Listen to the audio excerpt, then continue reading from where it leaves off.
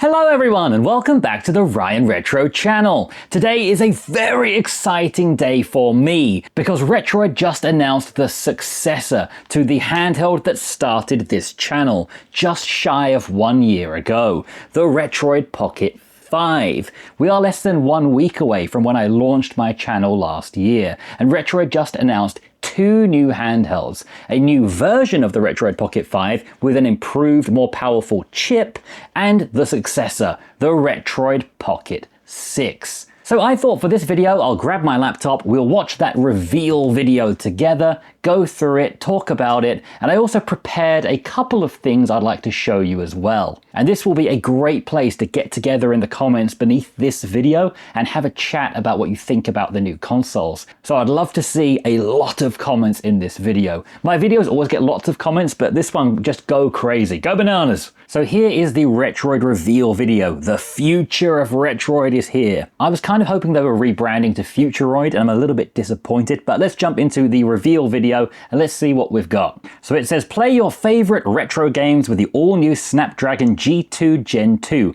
Almost 2 times faster than the Retroid Pocket 5. And we're going to get into this a little bit more later into the video, but the G2 Gen 2 is basically a brand new chip. It's similar to the 8 Gen 2 we've seen in Odin 2 devices, but from everything I've read, it might actually just be a tiny bit less powerful. But the 8 Gen 2 is far more powerful than the Retroid Pocket 5's 865 chip, so this is a clear upgrade here, as long as it has true turnip driver support, which I believe it will. Here they start listing off all of the specifications, and I'm going to show you this on the screen in a little bit. I've actually prepared my own thing for this. And here is the part that really shocked me the most. They start shipping these original colorways of the Retroid Pocket 5 on the 29th of October, which at the time of this reveal, and the time of filming this video, it's only 2 days after the reveal. That is mental. I mean, they are just basically taking the same parts and shell of the Retroid Pocket 5 and putting a new chip inside. But that is a really quick announcement to shipping process. So if you were someone who was looking to buy a Retroid Pocket 5, you can now grab one for the same price but with a better chip, starting from 2 days later. They also have 2 new colors, turquoise and yellow, which I really like. And these are shipping from next week. They're very Nintendo Switch Lite-esque. I really like these. I'd actually be tempted to pick these up just for the colorways. As we carry on through the video, we get the retail price. It will be $219, which is the same price the Retroid Pocket 5 was up until about a week ago. But if you buy some point in the next 2 weeks, you're going to get a discount down to $199. So for less than $200, you're getting a Retroid Pocket 5 on steroids. Now, it's not a super powered Retroid Pocket 5, it's not the elite chip or one of the new greatest chips out there, but it's more powerful than the Retroid Pocket 5 with all of the other great features of the Retroid Pocket 5 for less than $200. I think this is a great deal. I've long stood by that the Retroid Pocket 5 is an absolutely fantastic handheld at a great price, and this is even cheaper than this has been for the past year with more power. So I do think if you're someone who's been thinking about the Retroid Pocket 5 for a while, this is a no-brainer purchase. We then have our second announcement, which is the big one, the actual successor to the Retroid Pocket 5, the Retroid Pocket 6. The future is now! RP6, here we go. The most powerful Retroid handheld is here. I like how they write their headlines kind of the same way I introduce my videos. So here it is, the Retroid Pocket 6. So far it's been dividing opinion, as pretty much every new design does. So let's just take a look at the design before we get through all the specs. So it's basically pretty similar to the Retroid Pocket 5. It's more curvy, more rounded, which I hope will make it more comfortable.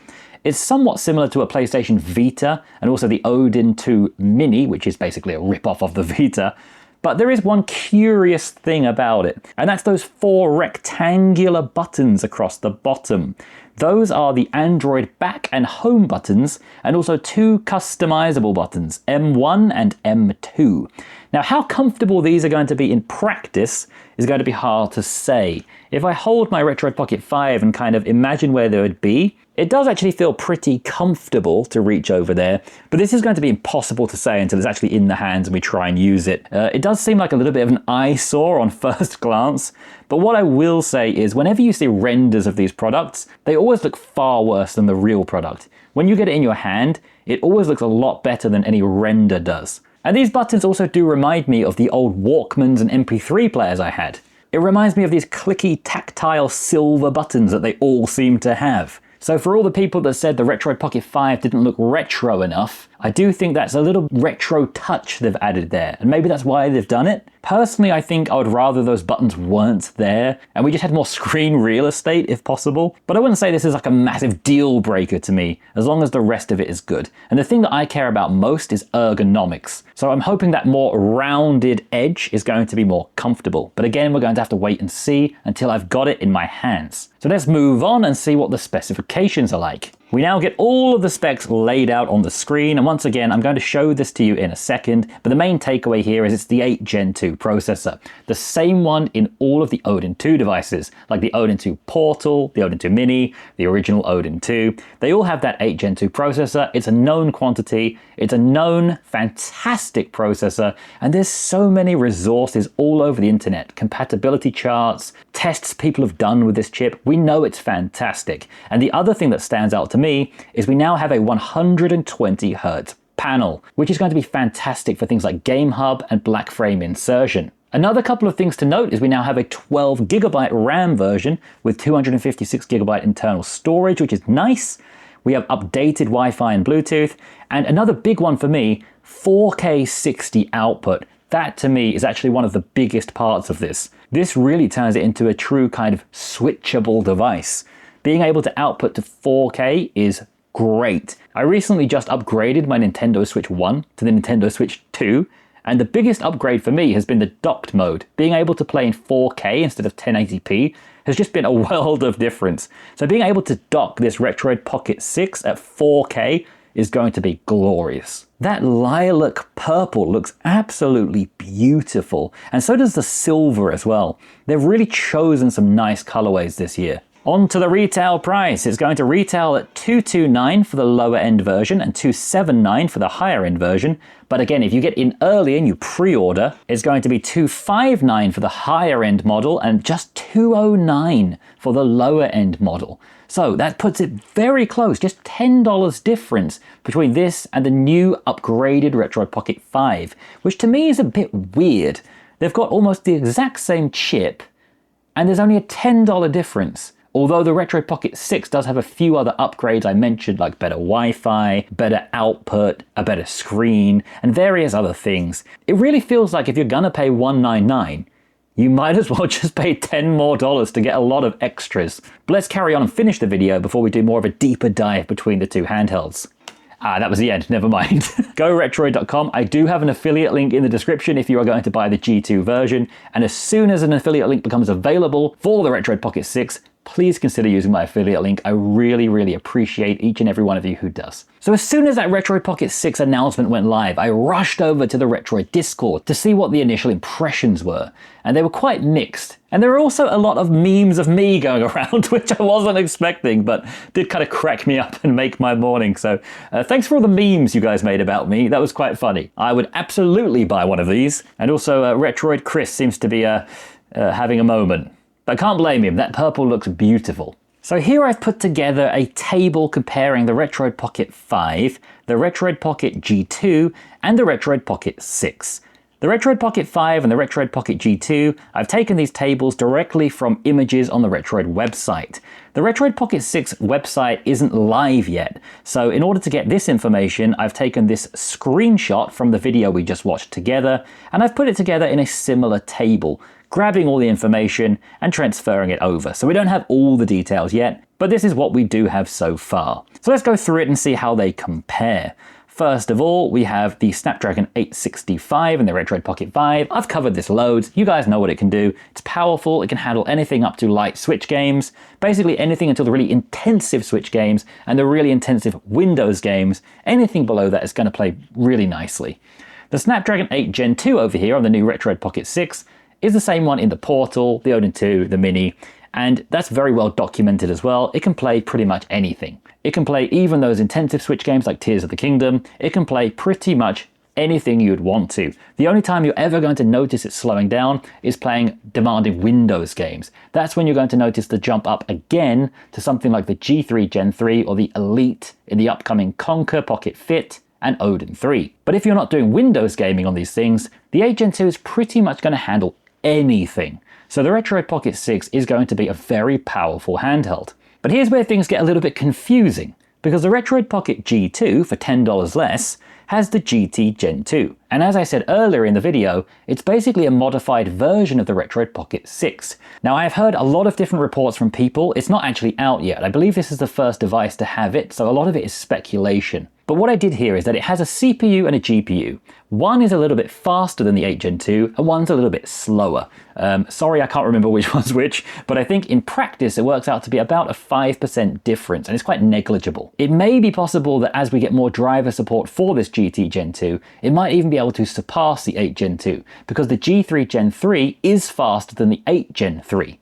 But that is all complete speculation right now. The one issue we could run into is if the G2 Gen 2 doesn't have turnip driver support like the 8 Elite, but I'm pretty sure from what I've read it does. Now don't quote me on that exactly, because I don't know for sure. This is such a new chip, everything is a little bit confusing right now. So if anyone knows for sure if it has turnip driver support, please put that in the comments. That will really help me, and I'm sure other people as well. I'm just going to assume for the rest of this video that it does. And if it doesn't, I will pin a comment saying it doesn't. If you ever follow processors, I used to look out for the new AMD and the new Intel releases. They will always rave about how small of a nanometer they put their processor on. I'm not really sure if it's that important, but they do always rave about it a lot. And you will see the nanometer process is smaller for the G2 and the 8 Gen 2 rather than the 865. But to me, it's all kind of gibberish, so I'm just going to skip over that. I haven't filled out the CPU and GPU information for the 8 Gen 2 as it wasn't present in the video. But again, this is a chip that's been around for ages. We know it well, so you could just plug this in from a different handheld. When it comes to RAM, the Retroid Pocket 5 has 8GB of LPDDR4X RAM. The Retroid Pocket G2 is going to have 8GB of LPDDR5X RAM, which you would hope might be a little bit faster. We also see that exact same RAM in the Retroid Pocket 6, with also the option to upgrade to 12GB, which is something I would highly encourage if you can afford it, because we do often see a jump in performance from 8GB to 12GB. Beyond 12GB is not really necessary unless you're doing high-end Windows emulation, but even for Switch emulation and certain other things, 8GB to 12GB is a very recommended jump. The storage on the Retroid Pocket 5 is 128GB of UFS 3.1, exactly the same on the G2, and same again on the Retroid Pocket 6, but we do again have an option to jump to 256GB, which can be useful if you're installing a lot of things to the internal drive. If you install Steam games through GameHub, that still needs to go on the internal drive as of filming this video. If you're installing updates directly inside Eden or another Switch emulator, they also go on the internal drive. Of course, Android games as well. If you're playing big games like Genshin Impact that take up a lot of space, you're going to want to use more internal storage for that. But for me personally, I've been surviving with 128 on the Retroid Pocket 5 for the past year, and it's not been too bad. I would definitely spring for the 256 if you can afford it, but you will get by okay with 128. Next up we have the screen. The Retroid Pocket 5 screen is absolutely beautiful, 5.5-inch 1080p screen at 60Hz. The exact same screens in the G2, they haven't changed that. If it ain't broke, don't fix it. But for the extra $10 in the Retroid Pocket 6, you are getting a bump up to 120Hz. And as it does have that 8 Gen 2 processor that can handle that, that is really nice to have. It's also good if you stream games. If you stream from a computer or GeForce Now, making use of that 120Hz frame rate is very smooth. Video output, this is something that no one's really talking about, and I think it is a big deal. Going from 1080p in the Retroid Pocket 5 or the G2 to 4K in the Retroid Pocket 6, I think that's really nice. Especially if this will work with the Retroid dock, or if they bring out a new dock and you have a nice, easy, dockable experience. I think that's getting quite underappreciated right now, and I'm really looking forward to that dockable experience. For connectivity, we have Wi-Fi 6 and Bluetooth 5.1 on the Retroid Pocket 5. On the Retroid Pocket G2, it's still Wi-Fi 6, but we get bumped to Bluetooth 5.4. And then curiously on the Retroid Pocket 6, we get bumped to Wi-Fi 7, but we only get Bluetooth 5.3, not 5.4, which may possibly be a limitation of the chip, or maybe even the version of Android we're running. Again, someone can correct me in the comments because I don't really know. To me, ever since Bluetooth 5's been around, it's just great. I have not noticed any difference between the various levels of Bluetooth, and the same goes for Wi-Fi. I'm pretty sure my home internet right now is Wi-Fi 5, so I don't think I can even make use of any of this stuff. But if you are doing a lot of streaming, a lot of online stuff, this might be helpful to you, possibly. But I do think if this is something that's important to you, you will already know about it. For the average consumer, I think they're all just fine and these differences are very negligible. The Retroid Pocket 5 and the Retroid Pocket 6 come with Android 13. The Retroid Pocket G2 comes with Android 15, and I believe the reason for this is just that the chip is newer. The Snapdragon 865 and 8 Gen 2 are getting quite old at this point. They're a good few years old, whereas the G2 Gen 2 is a brand new chip, so it makes sense that it will come with a much newer version of Android, at least in my head it does. I don't think there's any real advantage to a new version of Android. I have heard people say that Android 16 has some advantages, but I don't think 13 and 15 really make a difference. For battery life, the Retroid Pocket 5 and the Retroid Pocket G2 have 5,000 mAh, and that is bumped to 6,000 for the Retroid Pocket 6, a nice little bump there. All of them charge at 27 watts, which is, not too bad. I think that's fine. The Retroid Pocket 5 and G2 have active cooling. This information wasn't on the sheet on the Retroid Pocket 6, but I mean, we know it's going to have active cooling. It's going to have a fan in there. Of course it will.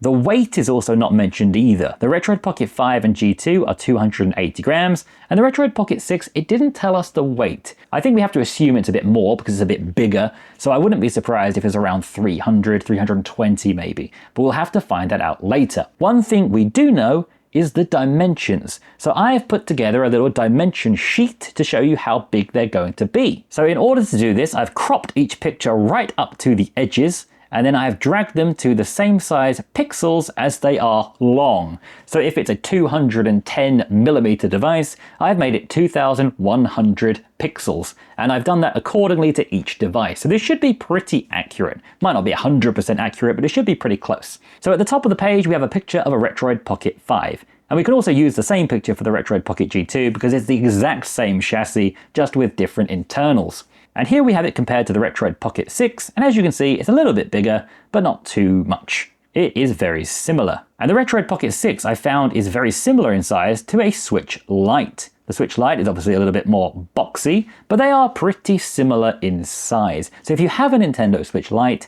that is about how big the Retroid Pocket 6 is going to be. It's just shaped a little bit more like a PlayStation Vita. And speaking of the PlayStation Vita, I've also included one of those at the top for reference. So the PlayStation Vita is a little bit smaller than all of these devices, but they're all in a similar ballpark. So here you can see how the size steps up from the PlayStation Vita, the Retroid Pocket 5, the Retroid Pocket 6, and the Switch Lite. Then if we go a little bit bigger to some more powerful and more expensive devices, we have the Odin 3 and the Conker. So let's see how they stack up against the rest. And as you can see, they're just a little bit bigger. But all of these devices are in a pretty similar size bracket. Now, I didn't include the Portal in this because I ran out of paper space, and the Portal is far too big. So the Retroid Pocket 6 can be thought of as kind of like a baby Portal. And you know what? As I say these words, I realize it would actually be very helpful to put the Retroid Pocket 6 next to the Portal, the Odin 2 Mini, and the Odin 2, considering they all share the same chip. So let me do that now. I'll stop filming, make another little size comparison, and I'll be back in a bit. Okay, I'm back, and I've got another comparison to show you now. These are all the Odin 2 devices that have that same Snapdragon 8 Gen 2 chip that's going to be in the Retroid Pocket 6, and that is very similar to the one that's in the new upgraded Retroid Pocket G2. So, if you look at the size here, you can see they're all quite similar, apart from the Portal, which is just massive. And the Odin 2 Mini is actually still the smallest device here, although the screen is clearly not as good as the others. It has a mini LED screen that some people say is very nice, but whenever I've seen reviews of the Odin 2 Mini, the screen is always where people kind of bring it down a little bit. The Odin 2 has an LED screen that I think people find quite nice, but the Odin 2 Portal just has a gorgeous OLED screen, as does the Retroid Pocket 5. And I know a lot of people out there deeply care about OLED screens. I've seen that in the comments whenever I mentioned the Conker having a good screen. So for the OLED brigade out there who maybe wanted to get an Odin 2 Mini but they couldn't face getting a non-OLED device, the Retroid Pocket 6 or the new Retroid Pocket G2 might be up your alley because they will both have gorgeous OLED screens and be pretty small. So looking at all these devices laid out here, what are my opinions? What do I think about these? Well, I think the Retroid Pocket G2, as I said earlier, is a no-brainer if you were already thinking about getting the Retroid Pocket 5. But I've seen a few people in the comments of my previous post and on Discord as well, saying that they're quite disappointed because they just bought a Retroid Pocket 5. All I want to say to you is don't be disappointed, don't worry. The Retroid Pocket 5 is amazing. It's been so good for the past year. I think at this point I've made close to 100 videos about this because I just adore this handheld. And it's not suddenly rubbish because a new handheld came out. I think in this hobby, and with a lot of hobbies, as soon as something new comes out, it's as if the thing you've currently got is just suddenly trash. But it's not. This is a great handheld. It will continue to be a great handheld. So if you just bought one recently, don't worry about it. It's great, and just enjoy this. You can go for the Retroid Pocket 7 next year, or the 8, or you don't need to jump on something now if you're happy with what you have. And if you're someone who has been thinking about getting the Retroid Pocket 5, I think now's a great time to jump on that new G2, because it's exactly the same design with some great color choices for only $199. Then when it comes to the Retroid Pocket 6, I think it's quite hard to say about this one until I get it in my hands. And I have applied for a review unit. I'm not sure if I'll get one. Despite what a lot of people said, I did not get a review unit of the Retroid Pocket 5. I bought this with my own money. I've never had a review unit of anything from Retroid. If I do get the Retroid Pocket 6, that will be my first one, and a nice little birthday present for my channel. So if you're watching Retroid, please give me a review unit. But I don't have any expectation for that. When I do get the Retroid Pocket 6 in my hands, I'll be sure to do a lot of deep diving like I did with the Retroid Pocket 5, see how far I can push it, and let's just see what we can get out of that 8 Gen 2 chip on a nice small device. I do think there are 3 things that are going to be quite divisive about this. First of all, it's just so similar to the G2 version. I'm not sure why they're releasing both at the same time for almost the same price. It kind of feels like they conflict with each other. All I can imagine is they've just got loads of Retroid Pocket 5 shells left over and need to fill them with something and sell them. But they probably just want to see how this new chip does, and I'm also really curious about that. So if I had the opportunity to buy the G2, I would definitely go for one of those new colors, the turquoise or the yellow. I think they look gorgeous. But those two being so similar in price and performance is a bit weird for a consumer.